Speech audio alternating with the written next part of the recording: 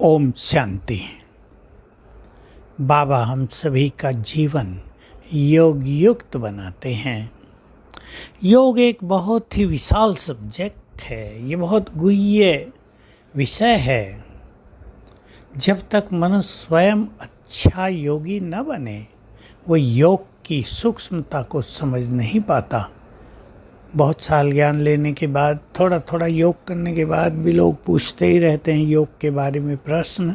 योग का चार्ट कैसे बढ़ाएं और योग कैसे करें, जबकि मुरलियों में इन सब के बहुत सुंदर उत्तर आते रहते हैं।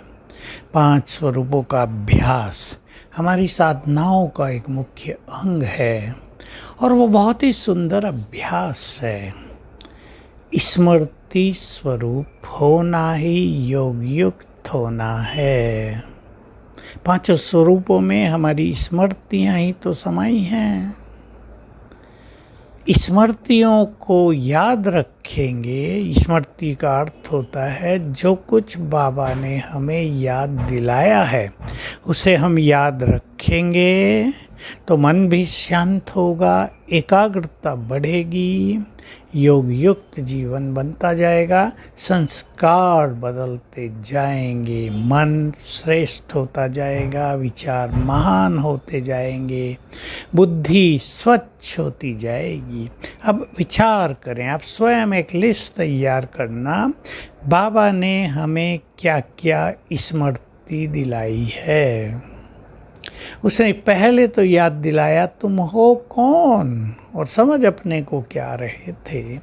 याद दिलाया तुम्हारा घर कहाँ है, हमें बिल्कुल याद नहीं था।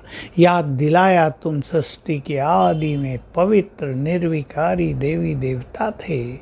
याद दिलाया कल पहले भी तुम विजयी रतन बने थे।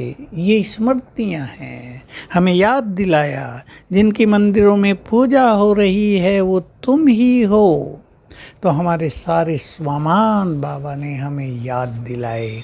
हमें उनको स्मृति में लाना है।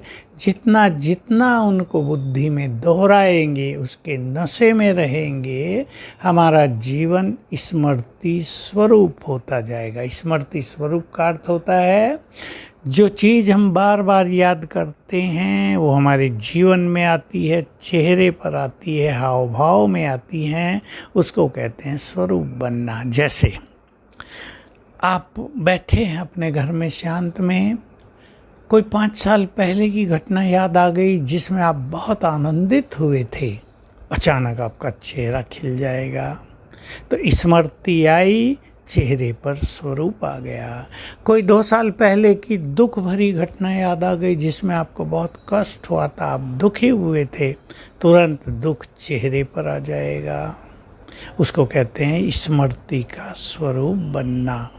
तो हम एक सुंदर सी लिस्ट बना लें, क्या क्या स्मृति बाबा ने दिलाई।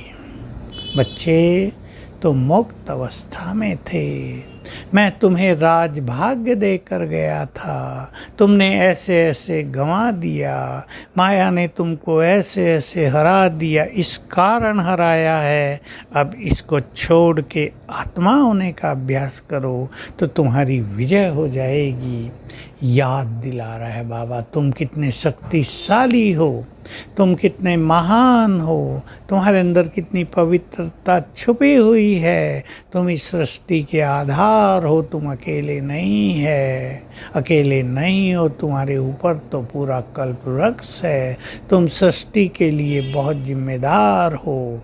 जितने जितने हीरो पार्ट चारों युगों में बजाए गए हैं वो भी तुम्हारे द्वारा ही बजाए गए हैं। बाबा हमें रोज रोज स्मृतियाँ दिलाते हैं, हम इन्हें याद किया करें। सार में अगर समझें तो 5 स्वरूपों का अभ्यास और भिन्न भिन्न स्वमानों का अभ्यास ही तरीका है स्मृति स्वरूप होने का। बाबा की स्मृति वो अलग सब्जेक्ट है, लेकिन हमारे बारे में जो कुछ उसने स्मृति दिलाई उसको भी हम याद करेंगे तो स्मृति स्वरूप होना ही योग युक्त होना है। स्मृति से हमारा नशा भी बहुत श्रेष्ठ हो जाता है, हमारा अहंकार भी चला जाता है, हमें अपने कर्तव्यों की, जिम्मेदारियों की रियलाइजेशन भी हो जाती है। तो लिस्ट बनाएंगे, उनको याद करेंगे तो स्थिति महान बनती जाएगी। ओम शांति।